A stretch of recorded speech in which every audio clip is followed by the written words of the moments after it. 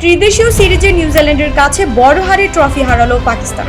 নিউজিল্যান্ডকে হারিয়ে ট্রফি জয়ের খুব কাছে থাকলেও সেটা কাজে লাগাতে পারেনি স্বাগতিকরা।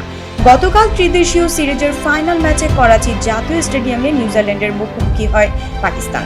টসে জিতে ব্যাটিং করার সিদ্ধান্ত নেয় স্বাগতিকরা। শুরুতে ফখর জামানের উইকেট হারিয়ে বসে পাকিস্তান।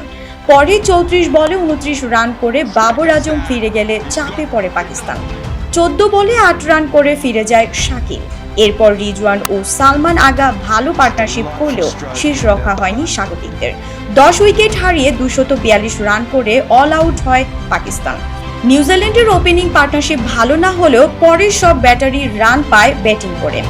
ডেভিন কনওয়ে করেন 74 বলে 48 ও কেন উইলিয়ামসন করেন 49 বলে 34 রান। পরে ডেরিন মিচেল ও টম লিথামের 50-তে সহজে জয় তুলে নেয় নিউজিল্যান্ড। সিরিজের প্রথম ম্যাচেও নিউজিল্যান্ডের কাছে বড় ব্যবধানে হারে পাকিস্তান। সাউথ আফ্রিকার সাথে ভালো কামব্যাক করলেও ধারাবাহিকতা ধরে রাখতে পারেননি স্বাগতিকরা।